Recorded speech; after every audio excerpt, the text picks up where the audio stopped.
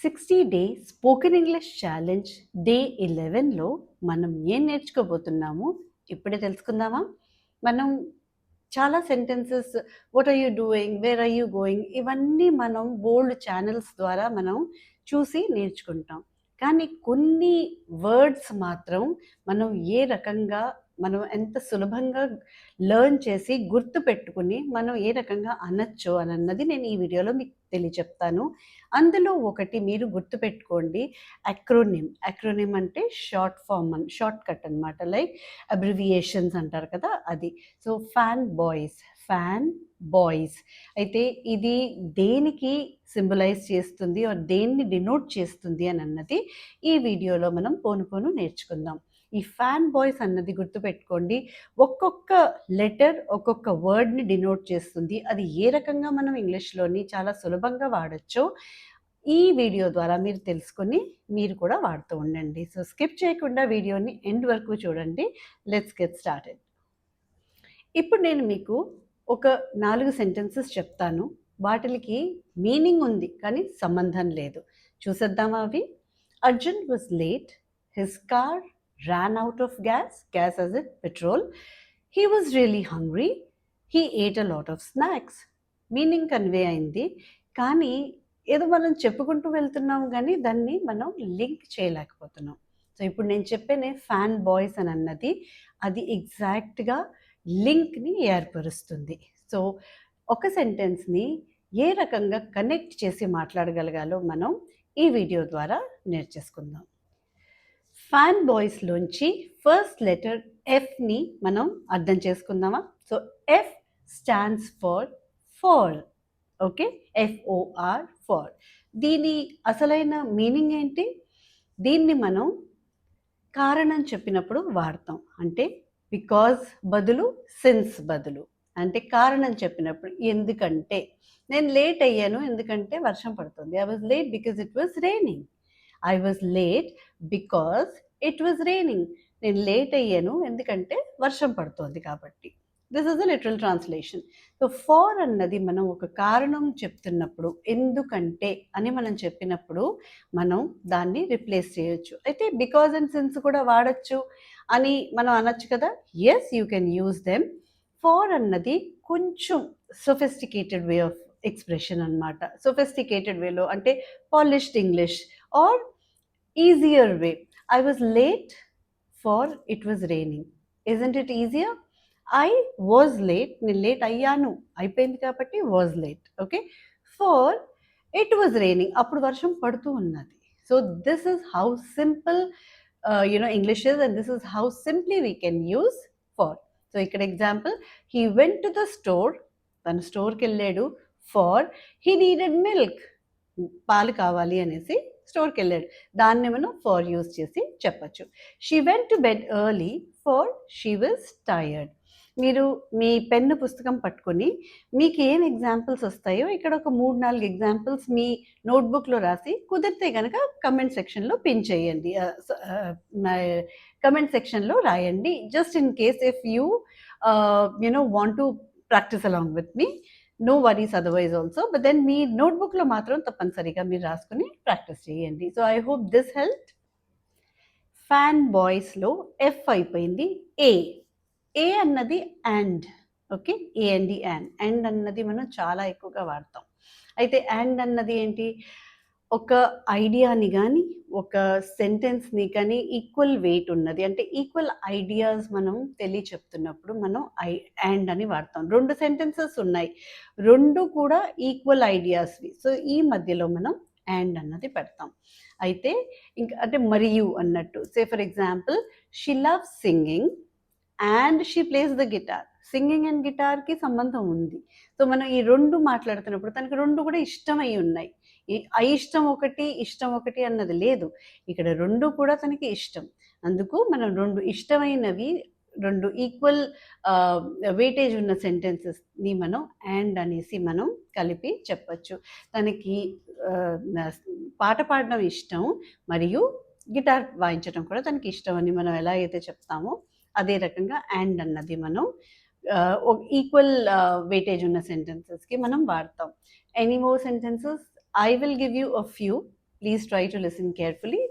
అయితే you can say I love coffee and tea. నాకు coffee కూడా ఇష్టం, అలాగే టీ కూడా ఇష్టం. ఏది ఇస్తే అది తాగుతాను నేను. Okay, I love I love English and Telugu both equally. నాకు ఇంగ్లీష్ అండ్ తెలుగు రెండు కూడా చాలా ఇష్టం. Okay, I can speak English and Telugu fluently. So నేను రెండు కూడా ఫ్లూయెంట్గా మాట్లాడగలను. సో రెండు కూడా సేమ్ ఐడియా క్యారీ చేస్తాయి కాబట్టి మనం అండ్ వాడి దాన్ని తెలియచెప్తాం. So I hope this was clear. Let's move on to the next fanboys, that is the N. ఫ్యాన్ బాయ్స్లో N stands for the third letter. N stands for nor. Nor అంటే ఏది కూడా కాదు, ఇది కాదు, అది కాదు. So negative. కాదు అని వచ్చింది కాబట్టి అది నెగటివ్. సో రెండు సెంటెన్సెస్ ఉంటాయి, రెండు కూడా నెగటివ్ సెంటెన్సెస్. సో మనం ఫస్ట్ది నార్మల్గా రాస్తాము. నార్ పెట్టిన తర్వాత మనం ఎలా రాస్తాము? క్వశ్చన్ రాసినట్టుగా. Do, you, does, she, do, I, ఈ రకంగా. I'll give you few examples, it will be clear. Okay, I don't drink coffee. నేను కాఫీ తాగను. Nor do I drink tea. ఇందాకేమన్నాను? I love coffee and tea. నాకు coffee and tea చాలా ఇష్టం అన్నాను. ఇక్కడ ఏమన్నాను? నేను కాఫీ తాగను, నేను టీ కూడా తాగను. రెండు నెగటివ్ కదా, సో నార్ అన్నది వాడాం. I don't drink coffee, nor do I drink tea. అలాగే మనం ఇది మనం ఐతో పెట్టాము. అదే మనం యూతో చెప్పామనుకోండి, you don't drink coffee, nor do you drink tea. So మనం యూతో పెట్టినప్పుడు. అదే షీతో, she does not drink coffee, nor does she drink tea. So this is grammar which I think you will be very confident about. But ఈ రకంగా మనం నార్ని వాడచ్చు for two negative sentences clubbing together in one sentence. రెండు negative సెంటెన్సెస్ని ఒక సెంటెన్స్గా మనం కలిపి రాసినప్పుడు మనం నార్ వాడతాం, నెగటివ్ సెంటెన్సెస్ అయితే కనుక. So I hope N is clear, nor is clear. Now let's go to B, the next letter. ఫ్యాన్ బాయ్స్లో ఇప్పుడు మనం బి చూడబోతున్నాం. బి అన్నది తెలుగులో మనం ఏమంటాం? కానీ అని అంటాం కదా, అదే సేమ్ ఈక్వివలెంట్ అన్నమాట. అయితే ఫస్ట్ సెంటెన్స్ ఏదైతే చెప్తుందో దాన్ని వ్యతిరేకిస్తూ చెప్తుంది రెండో సెంటెన్స్. అప్పుడు మనం బట్ వాడతాం. నేను అలసిపోయిన, I was very tired, but I still went for a walk. నేను అలసిపోయి ఉన్నాను బాగా, కానీ నేను వాక్కి వెళ్ళాను. సో పడుకోవచ్చు కదా అలసిపోయాను అనేసి ఎక్కొట్టేయచ్చు, కానీ అలా కాకుండా దాన్ని పక్కకి తప్పించేసి కాంట్రాస్ట్. సో ఒకటి పాజిటివ్, ఒకటి నెగిటివ్ ఉంటుంది. ఏదైనా సరే, ముందైనా వెనకైనా ఏదైనా ఒకటి నెగిటివ్, ఒకటి పాజిటివ్ ఉంటుంది. సో ఇది బట్ తాలూకా యూసేజ్, కానీ అని అన్నది. అయితే Vikram bought fish for dinner. Vikram డిన్నర్కి ఫిష్ కొన్నాడు, but he forgot to buy vegetables. అయితే ఒక విక్రమ్ తాలూకా మదర్ ఏమో పంపించింది వెళ్ళి కూరలు, ఫిష్, ఎగ్స్ అన్నీ తీసుకుని రమ్మని. అయితే ఫిష్ కొనుక్కొచ్చాడు కానీ eggs and fruits and vegetables అన్నీ మర్చిపోయాడు. అందుకు మనం ఇక్కడ బట్ రాసాం. ఒకటి కొన్నాడు, కొన్ని కొనలేదు. నా we have time to play tennis. Tennis play ఆడటానికి మన దగ్గర టైం ఉంది, but the court is close now. మన దగ్గర టైం ఉంది కానీ కోర్ట్ అవైలబుల్ లేదు. సో ఒకటి పాజిటివ్, ఒకటి negative. He is rich, positive, చాలా డబ్బు ఉంది, but he is not happy, కానీ ఏం లాభం, సంతోషం లేదు. సో ఇటువంటి కొన్ని సెంటెన్సెస్ మీరు కూడా మీ నోట్బుక్ తీసి మీరు రాయండి. కావాలి అని అంటే మీరు కానీ తోటి మీరు ట్రాన్స్లేట్ చేసుకుని కూడా రాయొచ్చు. So that way, and you can take a picture and send it in the comment section below also. That will be much appreciated. It will be good practice for you.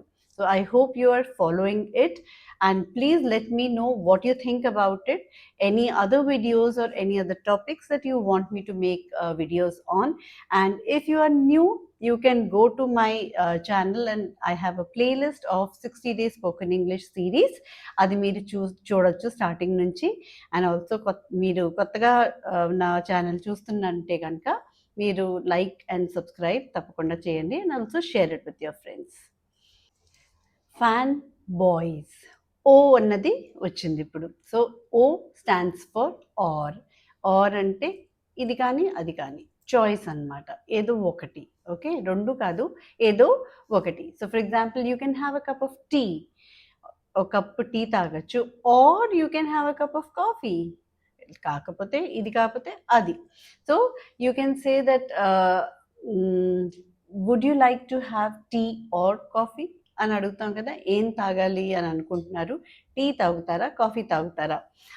మనం ప్రతిసారి ఎవరైనా వస్తే మన ఇంటికి అది మనం అడిగే ప్రశ్న, would you like to drink some tea or coffee. Please practice this with me. Would you like to have some tea or coffee.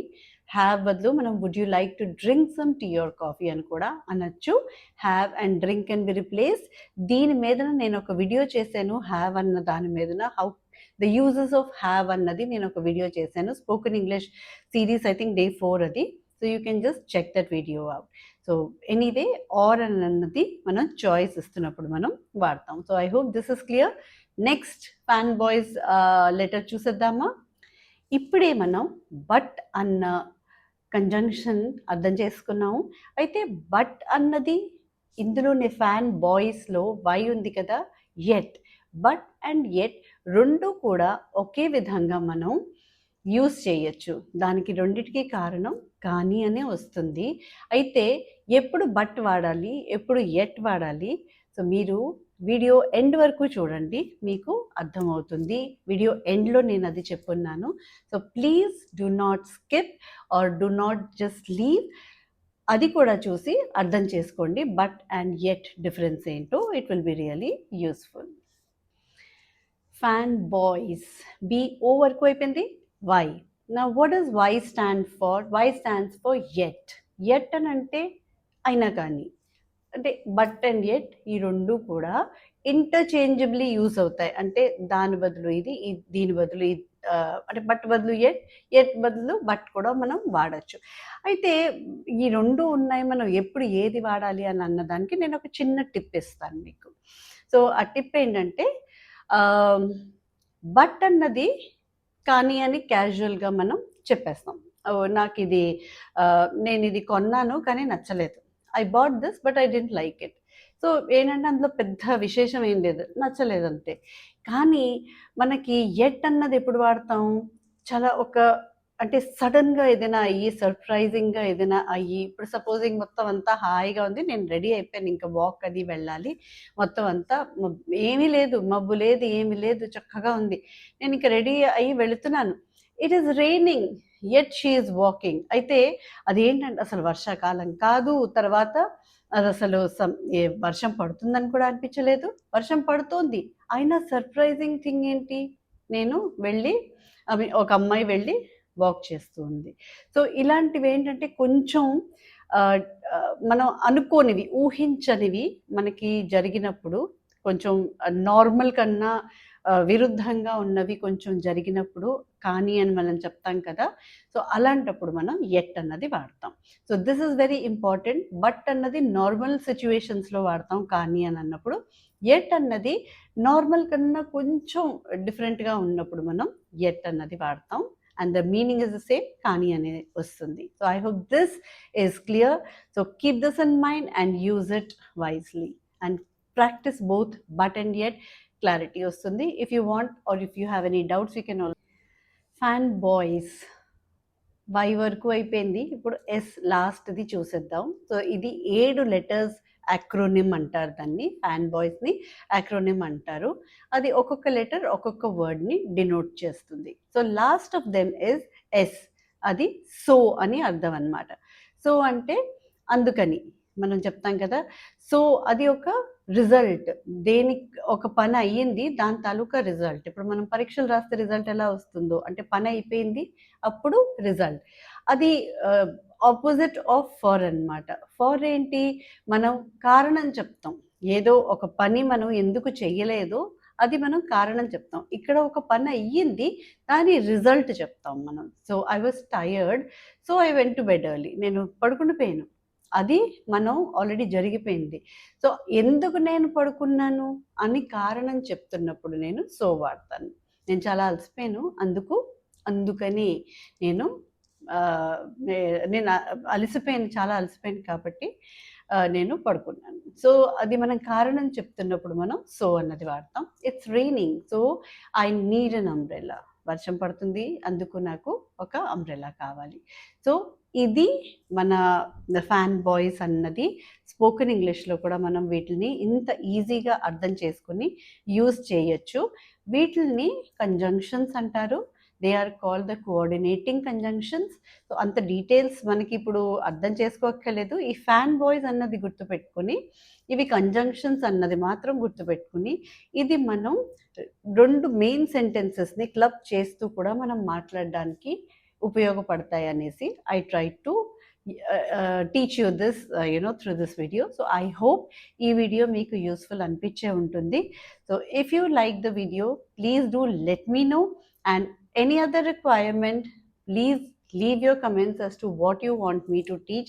I will definitely prepare a video on that and come forward. So thank you so much for a patient audience, and then thank you so much for watching my video, and let's connect back in the next one. Stay tuned, stay blessed, bye bye.